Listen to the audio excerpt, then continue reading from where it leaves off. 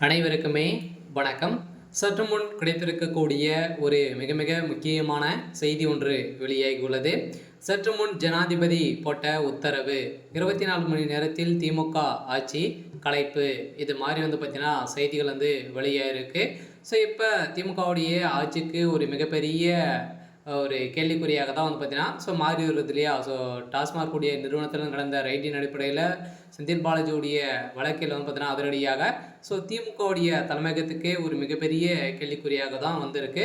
இந்த நிலையில் இன்னும் 24 மணி நேரத்தில் பார்த்தீங்கன்னா தமிழகத்தில் என்ன நிலையில் இருக்குது, தமிழகம் சேஃபாக தான் இருக்கா இல்லையா அப்படின்ற மாதிரி பார்த்தீங்கன்னா ஸ்டாலின் அவர்கள் ஒரு சில கடிதங்கள் அனுப்பணும் அப்படின்ற மாதிரி ஜனாதிபதி அவர்கள் போட்ட உத்தரவின் அடிப்படையில் இப்போ பார்த்தீங்கன்னா தமிழகம் பாதுகாப்பாக தான் இருக்குது அப்படின்ற மாதிரி அவர் கடிதம் அனுப்பினார் அப்படின்னா ஆட்சிக்கு எந்த ஒரு பாதிப்பும் இல்லாமல் இருக்கும்.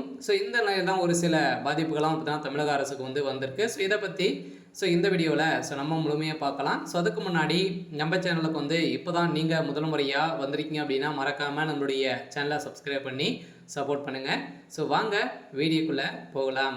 பார்த்தீங்கன்னா ஏற்கனவே தமிழகத்தில் ஒரு மிகப்பெரிய பிரச்சனையாக போயிட்டு இருக்கு இல்லையா? தமிழகத்தில் செய்யக்கூடிய அனைத்து ஊழல், அதே மாதிரி பார்த்தீங்கன்னா கொலைகள் அனைத்துமே நிறைய நடந்துட்டு வரும் நிலையில் இந்த திமுகவுடைய ஆட்சி நடத்துக்கான வாய்ப்புகள் இல்லை அப்படின்ற மாதிரி நிறைய விமர்சனங்கள் வந்திருந்த நிலையில் திமுகவுடைய ஆட்சி நடக்கிறதுக்கான தகுதியே இல்லை அப்படின்ற மாதிரி தான் ஆளுநர் ஆர் என் ரவி அவர்களும் அதே மாதிரி ஜனாதிபதி அவர்களும் பார்த்தீங்கன்னா அதிரடியாக அவங்களுடைய காதுக்கு செல்ல தமிழகத்தில் திமுகவுடைய ஆட்சி கலைக்கப்படும் அப்படின்ற மாதிரி டெல்லியில் பேச்சுவார்த்தைகள் பார்த்தீங்கன்னா இன்னும் நடந்துட்டு இருக்கு. இந்த நிலையில் தான் செந்தில் பாலாஜியுடைய வழக்கில் முக்கிய ஆதாரம் சிக்கியிருக்கு. இந்த ஆதாரத்தின் அடிப்படையில் முதல்வர் ஸ்டாலின் அவர்களுடைய கதை ஒட்டுமொத்தமாக முடிய போகுது.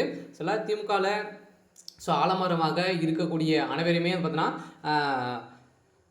ஊழல் வழக்கில் வசமாக சிக்கியிருக்காங்க. பார்த்தீங்கன்னா ஏற்கனவே செந்தில் பாலாஜி அவர்களும் சிக்கிட்டாரு. இப்போ அமைச்சர் துரைமுருகன் அவர்களும் பார்த்தீங்கன்னா திமுகவுடைய ஆலமரமாக இருக்கக்கூடிய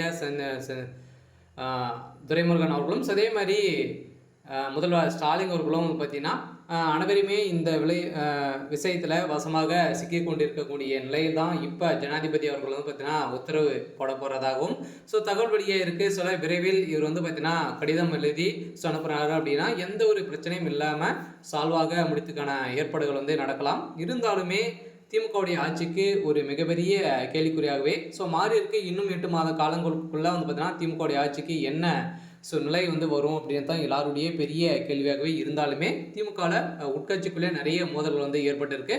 இந்த நிலையில் எந்த ஒரு பிரச்சனையும் இல்லை அப்படின்ற மாதிரி இவர் கடிதம் எழுதினார் அப்படின்னா எந்த ஒரு பிரச்சனையும் இல்லாமல் திமுகவுடைய ஆட்சி கையோடு இருக்கும். இல்லை அப்படின்னா ஜனாதிபதி ஆட்சி அமலுக்கு வரப்போகுது. சரி, ஓகே. இன்னைக்கான அப்டேட் இதுதான். மறக்காமல் நம்மளுடைய சேனலை சப்ஸ்கிரைப் பண்ணி சப்போர்ட் பண்ணுங்கள். தேங்க்யூ.